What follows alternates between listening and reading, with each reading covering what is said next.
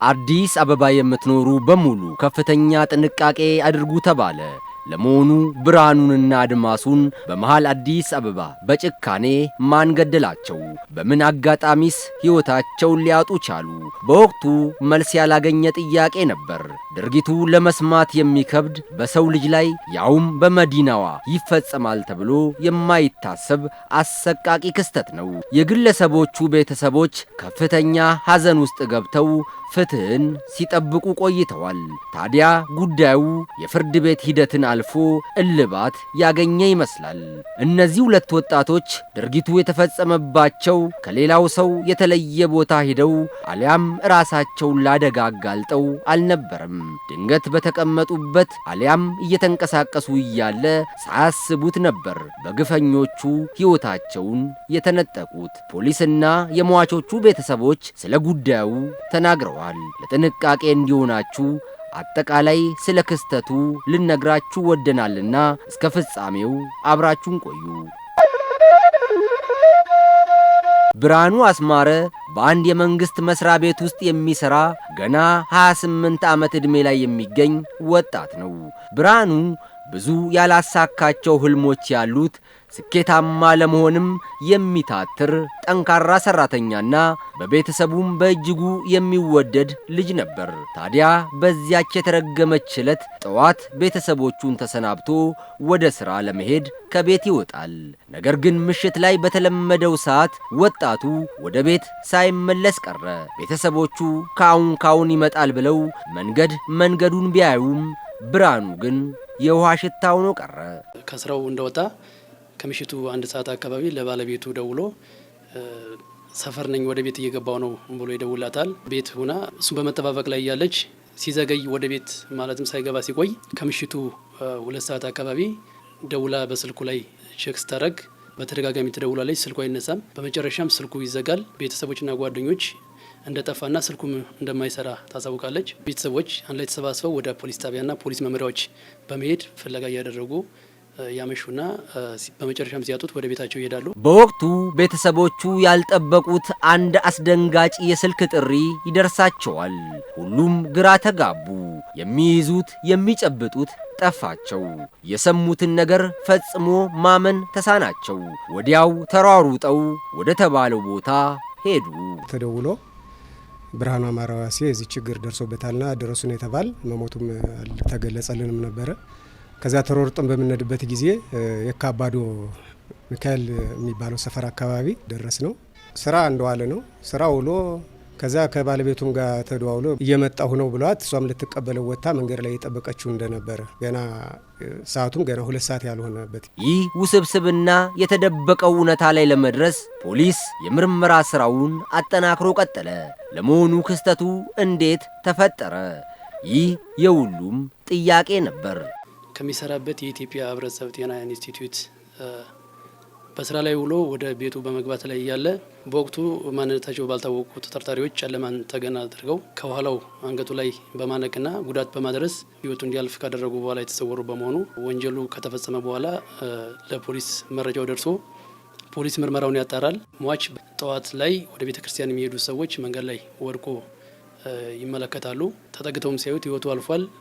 ለፖሊስ ሪፖርት አደረጉ። ፖሊስ ቦታው ላይ ሄዶ ሲያይ ጉዳት ደርሶበት ሟች ሕይወቱ አልፎ ያገኛል። የብርሃኑ ገዳዮችን ማንነት ለማወቅና በቁጥጥር ስር ለማዋል ፖሊስ የምርመራ ስራውን እያከናወነ ባለበት ወቅት ሌላ ያልተጠበቀ ነገር ይገጥመዋል። በተመሳሳይ መንገድ አድማሱ ጌታቸው የተባለ ሌላ አንድ ግለሰብ ስለመገደሉ መረጃ ይደርሰዋል። በተመሳሳይ አፈጻጸም ዘዴ በዚህ ወለሚ ኩራ ክፍለ ከተማ ወረዳ 5 ልዩ ቦታው ንቡ ሚካኤል ተብሎ ከሚጠራው አካባቢ ሌላ የግል ተበዳይ አድማሱ ጌታቸው የሚባል ግለሰብ ውጭ ካለች ባለቤቱ ጋር በስልክ እያወራ እያለ በተመሳሳይ ሁኔታ ከኋላው አንገቱን በማነቅና ይዞት የነበረውን ስልክ እንደዚሁም ንብረቶቹን ተዘርፎበት ሞቶ ተገኘ። ይህ አድማሱ ጌታቸው የተባለው ወጣት ኑሮን ለማሸነፍ ለረጅም ጊዜያት በሰው ሀገር ሲንከራተት ቆይቶ ወደ ሀገሩ ከተመለሰ ገና 2 ዓመቱ ነበር። ግለሰቡ ውጭ ሀገር ከምትኖረው ባለቤቱ ጋር በስልክ እያወራ ባለበት ወቅት ነበር ይህ አሳዛኝ ድርጊት የተፈጸመበት። በወቅቱ ከሚስቱ ጋር እያወራ ነበረ። በኢሞ ከሚስቱ ጋር እያወራ ባለበት ሰዓት ነው ሃንግ ያደረጉት። ከዛ በኋላ አንቀ የገደሉት። ከዛ በኋላ ነት ሚስቱ ሳውዲ ስለምትኖር ሳውዲ አረቢያ መልሳ በኔ ስልክ ደውላ በጣም መጥፎ ድምጽ አሰማኝ፣ አድማስ ቤት ነው ወይ የሚለውን ስትነግረኝ ነው እኔም ወደ ነበርኩበት እዛ አካባቢ ስላልነበርኩ አረፈበት ቦታ የሄድኩትና ሚስቱ ናት የነገረችን። ሚስቱ ቀጥታ ድምጹንም ሰምታለች። ሲያንቁት በሚያንቁበት ሰዓት ድምጹንም እየሰማች ነው። እኔ ሄጄ ፖሊስ ጣቢያ ነበር ሪፖርት ያደረኩት። 2 ፖሊስ አባላቶችን ይዤ ሄድኩኝ። ስንደርስ ሰው ወንድማችን አርፏል፣ በህይወት አልነበረ። ወንድሜ ለ14 ዓመት ሳውዲ አረቢያ የኖረ ሰው ነው። ከመጣ 2 ዓመቱ። ታዲያ የእነዚህን 2 ወጣቶች ሕይወት ማን አጠፋ? ይህ የፖሊስ ትልቁ የቤት ሥራ ነበር። የክትትል ሥራው ከተጀመረ ሰነባብቷል። ነገር ግን ይህን አሰቃቂ ድርጊት የፈጸሙ ግለሰቦችን መያዝ አልተቻለም። ፖሊስ ቀን ከሌሊት የምርመራ ተግባሩን አጠናክሮ እንደቀጠለ ነው። ወንጀል ፈጻሚዎቹን ለማወቅና በምርመራ ለማረጋገጥ ይህን መረጃ ከሰማ ጀምሮ ፖሊስ የምርመራና የክትትል ቡድን አቋቁሞ ሌት ተቀን መስራት ጀመረ።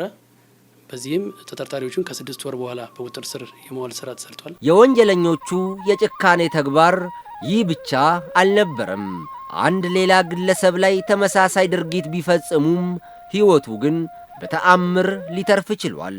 የሰዎቹ ዓላማ አንድና አንድ ነው፤ ያልደከሙበትን ንብረት በአቋራጭ የማግኘት። ተጠርጣሪዎች የግል ተበዳዮች ላይ ጥቃት ካደረሱ በኋላ እንደማይይዟቸው ወይም ደግሞ ተነስተው ጉዳት እንደማያደርሱባቸው ካረጋገጡ በኋላ በተለይም ሟች ብርሃኑ አማረ ላይ አንደኛ ከአንገቱ ላይ አስሮት የነበረ የብር ሐብል፣ የጣት የጋብቻ ቀለበት፣ ሶስተኛው አድርጎት የነበረውን ጫማዎቹን እንደዚሁም ደግሞ ጃኬቱንና ይዞት የነበረ ሬድሚ ተች ስክሪን ሞባይሉን ዘርፈው ወስደውበታል። በተመሳሳይ አድማሱ ጌታቸው ላይ ይዞት የነበረውን ሞባይልና ሌሎች ንብረቶቹን ኪሱ ውስጥ የነበረ ገንዘብና እንደዚሁም ደግሞ ሌሎች ንብረቶቹን ይዘውበት እንደተሰወሩ ነው ያረጋገጥ ነው። በምርመራችን ፖሊስ ብርቱ ክትትልና ጥረት በማድረግ ከ6 ወር በኋላ ተጠርጣሪዎችን በቁጥጥር ስር አውሎ ምርመራ እያደረገ እያለ እነዚህ 2 ተጠርጣሪዎች ተይዘው ሌላም ወንጀል እንደፈጸሙ ሌላ የግል ተበዳይ ገመቹ መራራ የሚባል ይህ ግለሰብ ከኋላው እንደዚሁ አንገቱ ታንቆ ጉዳት ደርሶበት ይዞት የነበረ ስልክ፣ ላፕቶፕ እና ሌሎች ንብረቶችን ዘርፎ የተሰወረበት ሲሆን ይህ ግለሰብ በሕይወት ያለና በለሚኩራ ክፍለ ከተማ የካባዶ ፖሊስ ጣቢያ አመልክቶ ምርመራ እየተጣራለት ያለ ሲሆን ለትንሽ ጥቅም ሲሉ ውድ የሆነውን የሰውን ሕይወት ያጠፉት እነዚህ ግለሰቦች አይደረስብንም በማለት ራሳቸውን ደብቀው እየኖሩ እያለ ተይዘው ወንጀሉን ስለመፈጸማቸው በማመን መርተው አሳይተዋል። ተጠርጣሪዎቹ ለፖሊስ መግለጽ ብቻ ሳይሆን ወንጀሉን እንዴት እንደፈጸሙ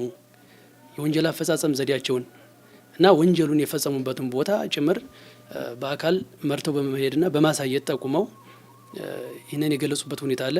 ገዳይ ተብለው የተጠረጠሩ ልጆች በሚመጡበት ሰዓትና ሲያስረዱ ስልኩን እንዴት እንደቀሙት፣ መጀመሪያ ሽንቱን ሲሸና እንዳዩ፣ ከዛ ወደ ላይ ወክ አድርገው እንደተመለሱ ይህን ሁሉ ሲያስረዱ ነበረ እና ለ2 ሺህ ብር ለማይሞላ ስልክ፣ ለተሰበረ ስልክ አንቀው ይዘው ገለውት መሄድ እኔ ጥሩ ነው ብዬ አላስብም። ከመደንገጣቸው ኪሱም ብር ተገኝቷል፣ 700 ብር።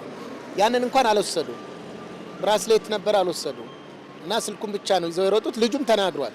ስልኩን ይዘን ወደ ሰሚት በዝጋ እንደሮጡ ሲያስረዳ ነበር። ከፖሊስ ማምለጥ አልቻሉም ወንጀለኞች።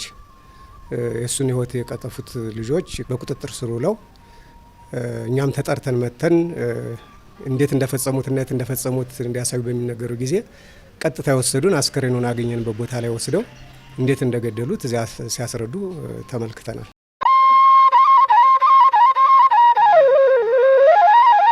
የሰውን ሕይወት በማጥፋት ንብረት መውሰድ ለግለሰቦቹ እንደ መደበኛ ሥራ ነበር። ታዲያ ፖሊስም በየጊዜው ከሰው የሚወስዱትን ንብረት የሚገዟቸውን ግለሰቦች በቁጥጥር ስር ሊያውላቸው ችሏል። ሱቄ ድረስ በመምጣት ሳምሰንግ ስልክ ትገዛናለህ ወይ ብለው አጋጣሚ የተሰበረ ነበረ። እኔ ያው ስክሪኑ ቀይሬ ለቦርድ ሸጭ ስክሪኑ ቀይሬ ለመሸጥ ነበረ እና እሺ ብዬ ስልኩን ከገዛኋቸው በኋላ 2000 ብር ነበር የገዛኋቸው እና ስክሪኑን ቀይሬ ከዛ በኋላ ለሌላ ከስተመር ሽጫዋለሁ እና ከሸጥኩት ከ6 ወር ምናምን አካባቢ በኋላ አዲስ አበባ ፖሊስ ኮሚሽን ሱቄ ድረስ በመምጣት ለጥያቄ እንፈልጋለን ብለው አዲስ አበባ ፖሊስ ኮሚሽን ድረስ መጥቼ እንዳጋጣሚ ሰው ተገሎበታል ምናምን ሲሉኝ እዛ ምርመራ ክፍል ላይ በጣም ነው የደነገጥኩት። ሞባይሉን የገዛሁት ሱቅ ከሚሸጥ ልጅ ነው እና እሱ ከሌላ ሰው ነበር የገዛው እና እኔ ደግሞ ለጓደኛዬ ሸጥኩለት። የገዛሁት 12500 ብር። ከዛ ጓደኛዬ አይቶት ፈልጓለሁ ሲል ለሱ ሸጥኩለት። ያለ ህጋዊ የንግድ ስርዓት በዚህ መልኩ ዕቃ ገዝተው የሚሸጡ ግለሰቦች ከህግ ተጠያቂነት እንደማያመልጡ ሊታወቅ እንደሚገባም ተገልጿል። እነዚህ ሰዎች ያው ሲሸጡላቸው በምርመራ ላይ የገዙ ሰዎች ስንጠይቃቸው ቸግሮን የራሳችን ንብረት ነው እያሉ እንደሸጡላቸው ነው። ነገር ግን ሰዎች ህይወታቸው አልፎ ሰዎች ሞባይላቸውን ወይ ሌላ ንብረታቸውን ለመቀማት ወይም ደግሞ ለመውሰድ አስበው እነሱን ህይወታቸውን በማሳለፍ ወንጀል ተፈጽሞባቸው የወንጀል ፍሬ የሆነ ንብረት እንደሆነ ስናስረዳቸውና ሲረዱ ትክክል አለመሆኑን የገዙ ሰዎች ተጸጽተው ሌሎችም ሰዎች አርያ በሚሆን ሁኔታ መልኩ ትብብራቸውን ሁሉ በመግለጽ ህጋዊ ካልሆነ ወይም ደግሞ ያለ ደረሰኝ ገዝተው መጠቀምን እንደሚጎዳና ወንጀል መሆኑን አስረድተው በምርመራችን የተሰራበት ሁኔታ ነው ያለው። ያው በሰዓቱ እኔ ታስሬ ስለነበረ ያው እነሱ በሰዓቱ ፖሊስ በቁጥጥር ስር ባያውላቸው ኖሮ እኔ ከስራዬም ከምኔም ሳልሆን ያው አጉላላ ነበረ። ብዙ መጉላላት ይደርስብኝ ነበረ። ያው ሰው ሳያቅም ያወቀም ሊያደርገው ይችላል። ሳያቅ የሚያደርገው ነው የሚጎዳው። እኔ ሳላቅ ነው ይህን ነገር የገዛሁት። ከዛ በፊት ኖርማል ነበር የሚመስል። ከዛ በኋላ ተምሬበታል። የሟች ቤተሰቦች ፖሊስ ወንጀል ፈጻሚዎቹን በመያዙ ከፍተኛ ደስታ እንደተሰማቸው ገልጸው ምስጋናቸውን አቅርበዋል። ተጠርጣሪው ይሄ ነው ተብሎ ሲያዝ ሪሊ እንደማንኛውም እንትን ደስ ይልሻል። ወንድሜን አጥቻለሁ፣ ግን ገዳይን ማግኘቴ በፖሊስ ማህበረሰብ እንትኑ ላይክ እንድኮራ አድርጎኛል።